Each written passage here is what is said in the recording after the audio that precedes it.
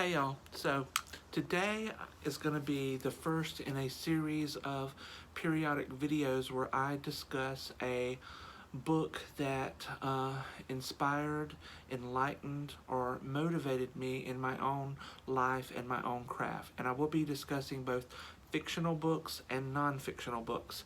And before I get into that, I just want to address this right here.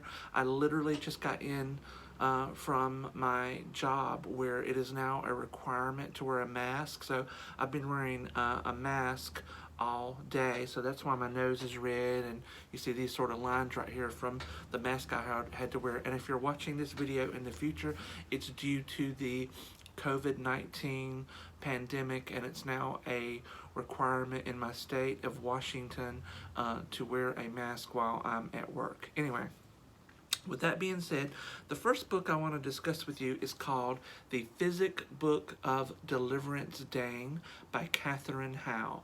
And this is available on Amazon. And this book came out in, I want to say 2006.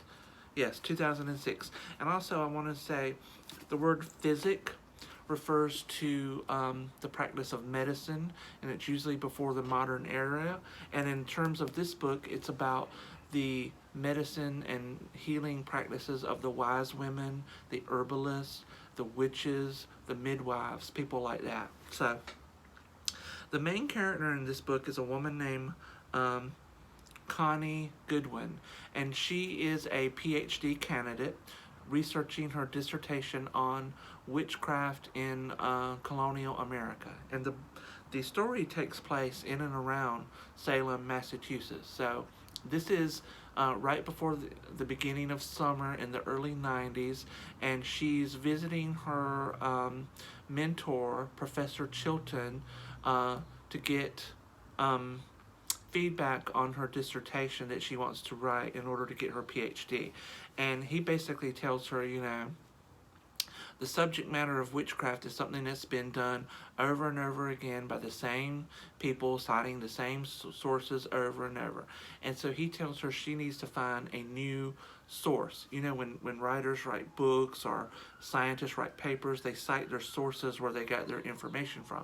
And so he's telling her she needs to find a new source for her dissertation to make it fresh and original. About this same time, she gets a call from her mother, who lives in Arizona.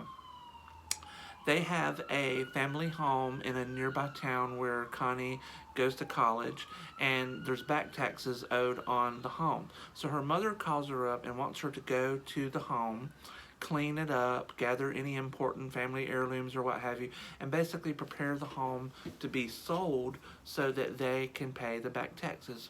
Now, Connie doesn't really want to do this, but she's a little bit of a pushover in terms of her mother, so she winds up going there and doing it.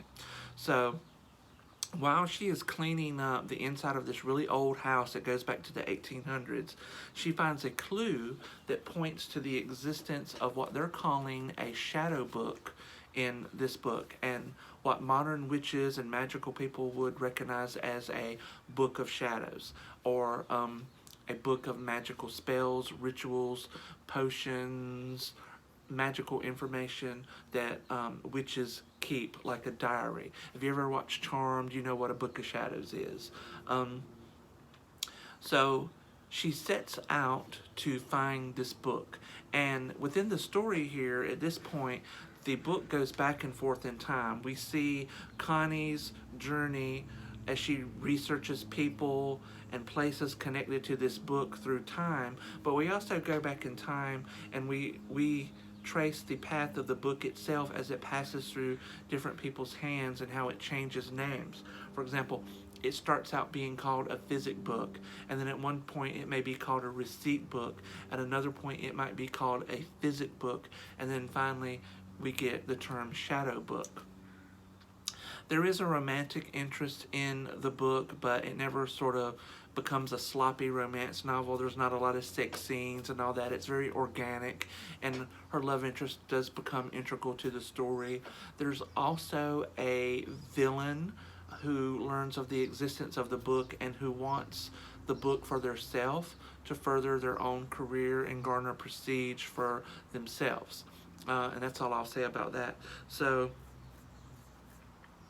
there are instances in the book of Connie discovering magic and spells which are traditional, pre-Wiccan. And for example, there is a healing spell. Um, there's the abracadabra charm that is used. There is a witch bottle that is used. It's very prominent. And there's a ritual done toward the end of the book to reveal an evildoer, and that builds up to a confrontation between Connie and this other person who wants the book for themselves, or they come into conflict, and she's has to draw on the knowledge of the book and magic to protect herself and defend herself against this person. I really like this book. I like the world that Katherine Howe created, the universe. I really got sucked into the universe, and I was really interested in the mystery of the book. I'm a person who loves mystery. My rising sign is Scorpio, which is the investigator. I loved, reading about the journey of the book itself through time and the mythology that was created for this story. And so many times you read a book, you often, or at least I do, find myself wondering, whatever happened to that person? Whatever happened to that person? I do the same thing with certain TV shows. Did Michael Evans from Good Times ever become a lawyer and judge? Did Jack Tripper from Three's Company ever become a famous chef? And the good thing about this book is that I believe it was last year or maybe earlier this year, there was a sequel to this book called The Daughters of Temperance Hobbs. Now, I don't have my copy here in the house because I loaned it to a friend to read it and she hasn't given it back yet. But Daughters of Temperance Hobbs is a direct sequel to the Physick book of Deliverance Dane, and it almost picks up almost right away after this book ends, and you really find out the consequences of things that occurred in the first book. There's some old characters that that return, and you find out what happened to them. There's a couple of new characters, and actually the second book is a continuation of the first book. It takes the central mystery of the first book and takes it to the next level. So there's another mystery that Connie has to solve in order to save someone close to her, and that's all I'm going to say about that. But anyway, one thing about reading magical fiction about that, how I said, I want to talk to you about books that inspired, enlightened, and motivated me. Reading books like this really motivates me to live my own magical life. So many times the things that we do become rote, and you sometimes need to go back and look at your practices with a fresh eye and understand why you're doing something, the meaning behind it, rather than just blindly do it. For example, some of the things I've shared with you is cleaning off your altars on the last day of the month and performing a cleansing spiritual bath to wash away any negativity that has become attached to you in that month, and then maybe lighting a road opener candle the following day, the first day of the month, to sort of open up the way for opportunities and blessings that come to you. That can become very rote. So reading about how other people incorporate magic into their life and the reasons behind it, it really inspires you to take a look at yourself and your own magical practices. And maybe even if you've gotten a little lax about doing certain things, doing your cleansings on a regular basis, keeping your protections up, what have you. For me, reading books like this Physick book of Deliverance Dane, or The Daughters of Temperance Hobbs, Practical Magic, Witches of Eastwick, Widows of Eastwick, these really help me to live a magical life. And I hope that if you choose to read this book, you like it as much as I did. This is a book that, I rarely read books over and over, but this is one of the few books that I've read about 4 times, and I've lent it out to a couple of people and it actually came back to me. Anyway, have you read this book? What did you think of it? Share your opinion. I'd like to hear from you. Until next time, make good choices, do good things, and be good people. And I'll see you next time. Goodbye.